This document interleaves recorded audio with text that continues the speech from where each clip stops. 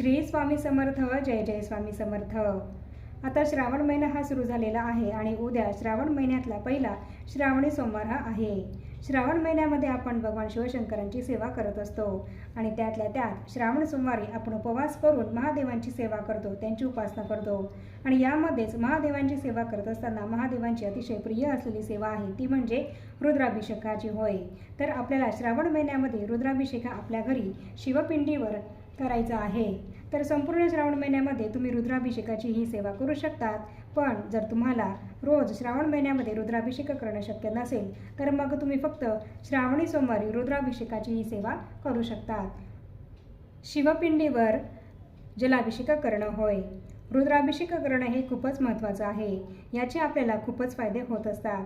रुद्राभिषेकाचं काय महत्त्व आहे आणि आपण आपल्या घरी असलेल्या शिवपिंडीवर रुद्राभिषेक हा कसा करावा, तर याबद्दलचीच संपूर्ण महत्त्वाची माहिती मी तुम्हाला आपल्या आजच्या व्हिडिओमध्ये देणार आहे. त्यामुळे ही संपूर्ण माहिती जाणून घेण्यासाठीच तुम्ही हा व्हिडिओ कुठेही स्किप न करता शेवटपर्यंत नक्की बघा. म्हणजेच तुम्हालाही घरच्या घरी आपल्या शिवपिंडीवर रुद्राभिषेक हा कसा करायचा आहे आणि रुद्राभिषेक करत असताना आपल्याला कोणते स्तोत्र आणि मंत्र हे पठण करायचे आहेत याबद्दलची संपूर्ण माहिती मिळेल. आणि त्याप्रमाणे तुम्ही सुद्धा तुमच्या घरी रुद्राभिषेक हा करू शकतात. आपण आपल्या घरी रुद्राभिषेक केल्यामुळे त्याचे आपल्याला खूपच फायदे होत असतात. रुद्राभिषेकाचं काय महत्त्व आहे, तर रुद्राभिषेक ही भगवान शिवांची अत्यंत आवडती अशी सेवा आहे. आपण आपल्या घरामध्ये रुद्राभिषेक केला तर यामुळे आपल्या घरामध्ये आर्थिक स्थैर्य हे येतं असतं. भगवान शंकर हे कुबेरांचे स्वामी तथा मालक आहेत आणि ज्या घरामध्ये नित्यनियमानं भगवान शिवशंकरांची सेवा होते तिथे आर्थिक स्थैर्य हे निर्माण होतं. अशा घरामधला कर्जबाजारीपणा हा कमी होतो. आणि तसंच रुद्रवाचन करत असताना भगवान शंकरांच्या शिवपिंडीवर केला गेलेला अभिषेकाचे हे जे काही तीर्थ आहे तर हे तीर्थ अमृतासमान होत असतं. आणि हे तीर्थ आपण आपल्या घरामध्ये असलेल्या व्यसनाधीन व्यक्तींना तसंच तापट आणि रागीट हट्टी चिडखोर मुलांना जर दिलं तर यामुळे व्यसनाधीनता ही सुद्धा त्या व्यक्तींची कमी होते आणि त्या व्यक्तीचा त्या आपल्या मुलांचा चिडचिडेपणा, चिडखोरपणा, तापटपणा, हट्टीपणा हा सुद्धा कमी होतो. तसंच सर्व प्रकारचे आधी व्याधी, रोग आणि दोष या तीर्थाने नाहीसे होत असतात. असाध्य आजारसुद्धा या तीर्थाचं प्राशन केल्याने दूर होतात. म्हणून आपल्या कुटुंबातील सगळ्यांनी हे तीर्थ अवश्य प्यावं. त्याचप्रमाणे भगवान शिवशंकरही या सृष्टीची पितृदेवता असून दररोज नित्य रुद्रपठण केल्याने पितृदोषाची तीव्रता ही सुद्धा कमी होत असते. या सेवेने आपल्या घरातला खडतर प्रखर पितृदोष हा दूर होत असतो. तसंच या सेवेने आपल्या घरामध्ये सुख, समृद्धी आणि भरभराटी ही सुद्धा निर्माण होते. आपल्या देवघरातल्या शिवलिंगावर आपण जो काही पाण्याने रुद्राभिषेक हा करत असतो तर हे रुद्राभिषेकाचे जे काही तीर्थ आहे तर ते तीर्थ पृथ्वी तलावरील अमृतासमान आहे. या तीर्थामुळे आजार, व्याधी, बाधा, सर्व दुर्धर आणि मृत्यूसम आजार हे सुद्धा दूर होत असतात. या सर्व आजारांवर हे रामबाण इलाज म्हणजेच रुद्राभिषेकाचं तीर्थ होय. रुद्राभिषेकाच्या तीर्थाने आपल्या वास्तूतील सर्व प्रकारचे वास्तुदोषे सुद्धा नाहीसे होतात. हे तीर्थ जर आपण आपल्या घरामध्ये प्रत्येक रूममध्ये शिंपडलं तर यामुळे आपल्या घरातला वास्तुदोष हा सुद्धा दूर होतो. आपल्या घरातली सर्व निगेटिव्हिटी ही या तीर्थाने दूर होते. तसंच आपल्या घरातला पितृदोष सुद्धा यामुळे दूर होत असतो. श्रावण महिन्यामध्ये भगवान शिवशंकरांची सेवा केल्याने आणि तसंच आपल्या घरामध्ये रुद्राभिषेक हा केल्यामुळे आपल्या पितरांना सुद्धा सद्गती मिळते आणि त्यामुळेच आपल्याला असलेला खडतर पितृदोष दूर होत असतो. रुद्राभिषेक करून ते तीर्थ घेतल्याने सर्व प्रकारच्या व्यसनांपासून सुद्धा सुटका मिळते. कुबेरांचे स्वामी भगवान शंकर असल्याने रुद्राभिषेक केल्यामुळे आपल्या कुटुंबावरील कर्जबाजारीपणा हा सुद्धा नाहीसा होतो आणि लक्ष्मीप्राप्ती ही आपल्याला होत असते. आपली आर्थिक परिस्थिती सुधारते. रुद्राभिषेकाने सर्व इच्छा पूर्ण होऊन आपल्याला भौतिक सुखप्राप्ती सुद्धा होत असते. आणि म्हणूनच या संपूर्ण श्रावण महिन्यामध्ये आपण रोज रुद्राभिषेकाची सेवा ही करावी. आणि रोज जरी तुम्हाला तुमच्या घरी रुद्राभिषेकाची ही सेवा करायला जमली नाही तर निदान श्रावणी सोमवारी तरी आपण आपल्या घरामध्ये रुद्राभिषेक हा जरूर करावा. तर श्रावणातल्या सोमवारी हा रुद्राभिषेक आपल्याला आपल्या घरी कसा करायचा आहे आणि कोणते स्तोत्र आणि मंत्र यावेळी आपल्याला पठण करायचे आहे हेच आता आपण जाणून घेऊया. तर आपल्याला आपल्या घरी रुद्राभिषेक करण्यासाठी आपल्याला काय लागणार आहे, तर आपल्याला रुद्राभिषेक करण्यासाठी आपल्या देवघरातले शिवपिंड ही लागणार आहे. त्याचप्रमाणे ही जी काही गळती आहे तर ही गळतीसुद्धा आपल्याला शिवलिंगावर, शिवपिंडीवर रुद्राभिषेक करण्यासाठी आपल्याला लागणार आहे. तर हा अभिषेक करण्यासाठी आपण आधी एक पाट घ्यायचा आहे. पाटाखालची जी जागा आहे तर ती स्वच्छ आपल्याला आधी झाडून आणि पुसून स्वच्छ करून घ्यायची आहे. तिथे एक पाट टाकायचा आहे आणि त्यावर आपण एक पांढरं वस्त्रही टाकायचं आहे. पांढरं वस्त्र नसेल तर तुम्ही लाल वस्त्र टाकलं तरीसुद्धा चालेल. आणि त्या पाटावर आपल्याला ताम्हण ठेवायचं आहे. ताम्हणामध्ये आपल्याला शिवपिंडही ठेवायची आहे आणि त्यावर अशी गळतीही आपल्याला ठेवायची आहे. तर त्याचप्रमाणे दिवा हा आपल्याला लावून घ्यायचा आहे आणि धूप अगरबत्तीसुद्धा लावून घ्यायची आहे आणि एक फूल हे आपल्याला दिव्याला अर्पण करायचं आहे. आणि त्याचप्रमाणे आपल्याला दिव्यालासुद्धा हळद कुंकू अक्षता अर्पण करून दिव्याची आपल्याला आधी पूजा करून घ्यायची आहे. आणि त्यानंतर आपल्याला ही सेवा सुरू करण्यापूर्वी आपल्याला सर्वात आधी एक मोठं ताम्हण हे घ्यायचं आहे आणि पुरेसं पाणी हे सुद्धा अभिषेकासाठी आपल्याला आपल्याजवळ घ्यायचं आहे. कारण या सेवेला जवळजवळ आपल्याला 45 मिनिटं ते 1 तास लागत असतो. तुम्ही जर पहिल्यांदा ही सेवा करत असाल तर तुम्हाला ही सेवा करताना 1 तास किंवा 1.5 ताससुद्धा लागू शकतो. आणि नेहमी जर तुम्ही ही सेवा करत असाल तर तुम्हाला ही सेवा करण्यासाठी फार फार तर 45 मिनिटं हे लागतील. त्यामुळे ही सेवा सुरू असेपर्यंत आपल्याला मध्येच उठायचं नाही आहे आणि म्हणून या सेवेमध्ये खंड हा पडू नये यासाठीच ही सेवा आपली सतत सुरू राहील यासाठी आपल्याला पुरेसं पाणी अभिषेकासाठी आपल्याजवळ घेऊन घ्यायचं आहे. तर रुद्राभिषेक करत असताना आपण जी शिवपिंड ही घेतलेली आहे तर ती शिवपिंड आपल्याला अशा पद्धतीने ताम्हणामध्ये ठेवायची आहे की तिचा निमुळता भाग जो आहे तर तो निमुळता भाग उत्तर दिशेकडे येईल. याच पद्धतीने आपल्याला ती शिवपिंड या अभिषेक करताना ताम्हणामध्ये ठेवायची आहे. आणि देवघरामध्ये सुद्धा स्थापन करताना ही शिवपिंड देवघरामध्ये ठेवताना सुद्धा आपल्याला तिचा हा जो निमुळता भाग आहे तर तो उत्तर दिशेकडे येईल. त्याच पद्धतीने ही शिवपिंड आपल्याला आपल्या देवघरामध्ये सुद्धा ठेवायची आहे. सेवा सुरू करण्यापूर्वी आपल्या घरामध्ये स्वामी महाराजांचं अधिष्ठान असणं गरजेचं आहे. आणि रुद्राभिषेकाची ही सेवा तुम्ही दिवसभरामध्ये केव्हाही करू शकतात. तुम्हाला वेळ मिळेल त्या वेळेमध्ये तुम्ही ही सेवा करायची आहे.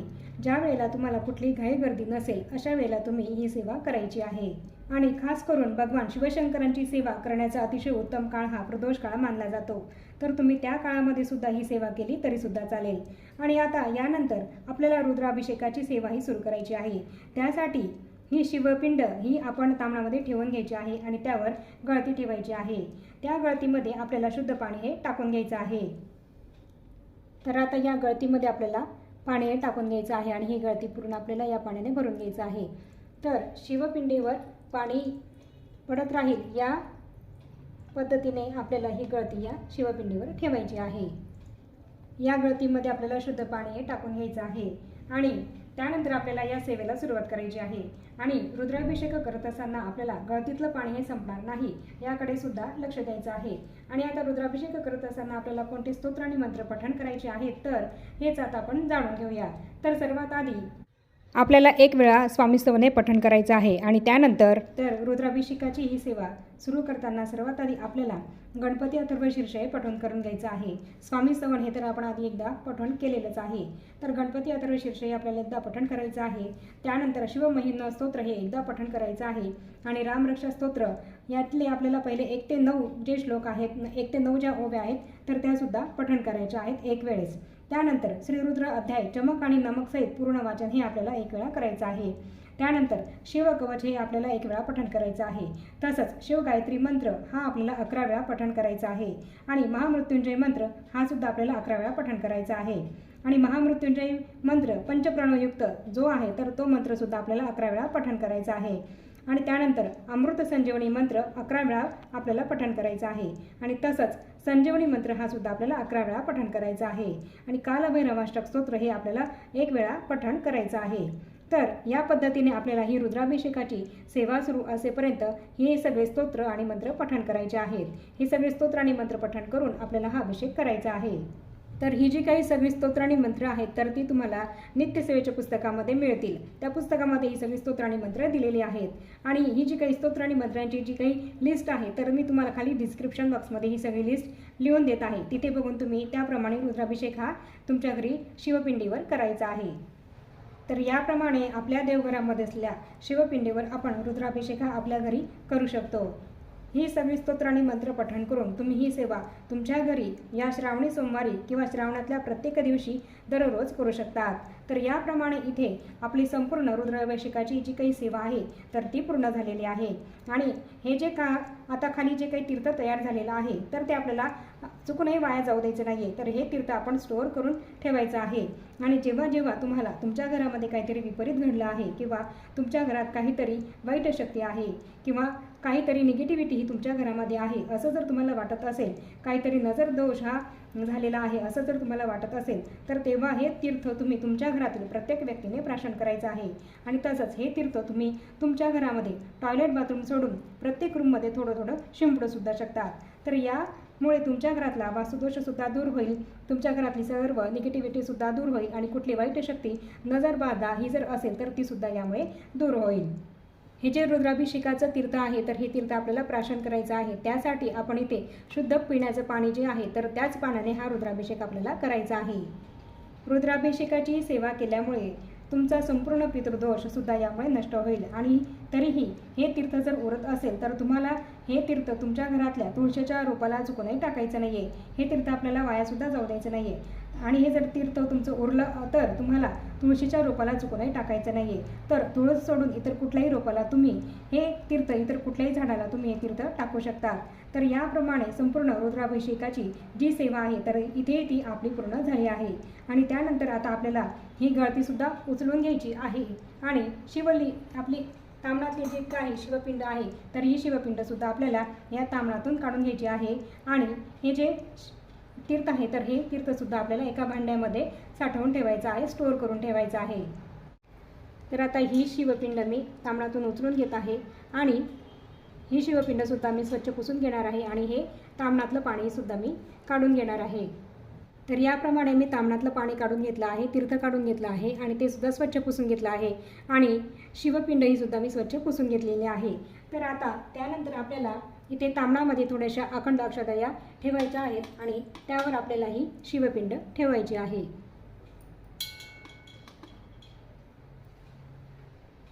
आता या शिवपिंडीला आपल्याला भस्म हे लावून घ्यायचं आहे.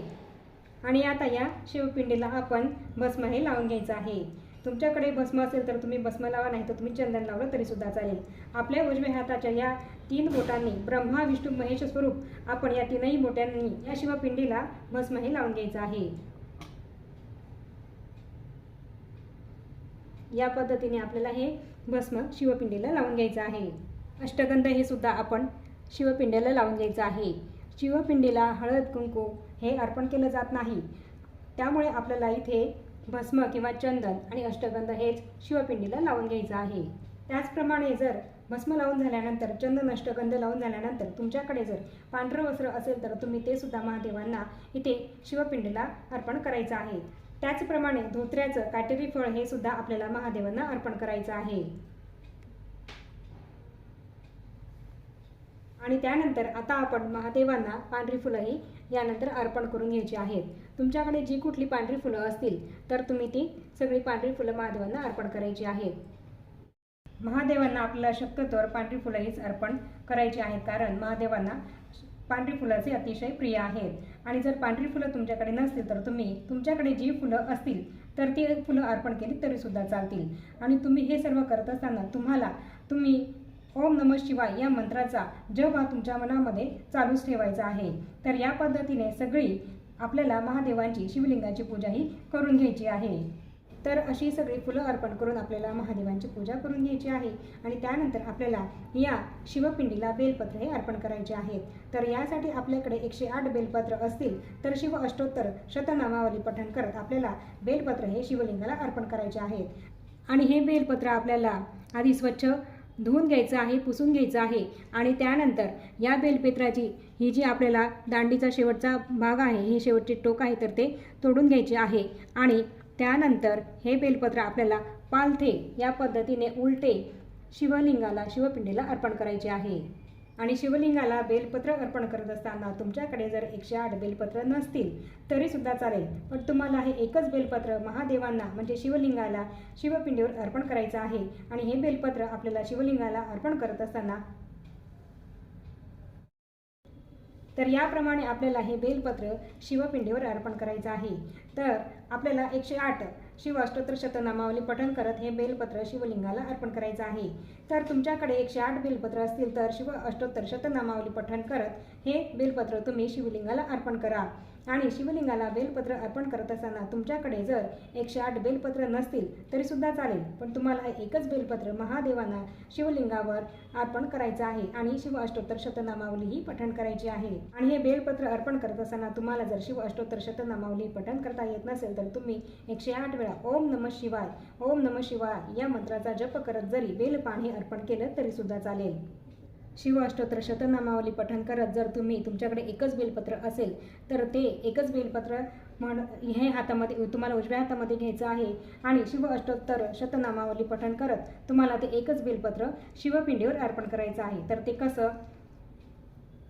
ओम शिवाय नमः, ओम महेश्वराय नमः, ओम शंभवे नमः, ओम पिनाकिने नमः, ओम शशिशेखराय नमः। तर या पद्धतीने आपल्याला एकच बेलपत्र हे आपल्याला एक नाव पठण करून त्याचा स्पर्श हा शिवपिंडीला करायचा आहे आणि हे बेलपत्र पुन्हा उचलून घ्यायचं आहे आणि पुन्हा परत दुसरं नावाचं पठण करून आपल्याला हे बेलपत्रचा स्पर्श शिवपिंडीला करायचा आहे आणि हे बेलपत्र पुन्हा उचलून घ्यायचं आहे। तर या पद्धतीने आपल्याला संपूर्ण शिव अष्टोत्तर शतनामावली ही एकच बेलपत्र आपल्याला आपल्या उजव्या हातामध्ये घेऊन पठण करायची आहे। जर तुमच्याकडे 5, 7, 11, 9 या पद्धतीने या संख्येने जर बेलपत्र असतील तर तुम्ही ती बेलपत्र शिवपिंडीला अर्पण करायची आहेत आणि शेवटचं जे बेलपत्र आहे तर ते बेलपत्र तुमच्या हातामध्ये घेऊन याच पद्धतीने तुम्हाला त्याचा स्पर्श करून शिव अष्टोत्तर शतनामावली पठण करायची आहे। शिवपिंडीला नेहमी विषम संख्येमध्येच बेलपत्र हे आपल्याला अर्पण करायचं आहे। तर याप्रमाणे शिव अष्टोत्तर शतनामावली पठण करून बेलपत्र अर्पण करून झाल्यानंतर आपल्याला शिवशंकर ध्यान हे म्हणायचं आहे आणि हे शिवशंकर ध्यान आपल्याला 11 वेळा म्हणायचं आहे आणि हे शिवशंकर ध्यान सुद्धा नित्यसेवेच्या पुस्तकामध्ये दिलेलं आहे। शिवहर शंकर नमामि शंकर शिवशंकर शंभो, हे गिरिजापती भवानी शंकर शिवशंकर शंभो। तर हे शिवशंकर ध्यान आपल्याला 11 वेळा पठण करायचं आहे आणि यानंतर आपल्याला महादेवांना एखाद्या फळाचा किंवा दूध साखरेचा नैवेद्य हा अर्पण करायचा आहे। तर इथे आता मी दूध साखरेचा नैवेद्य हा शिवपिंडीला अर्पण करून घेत आहे।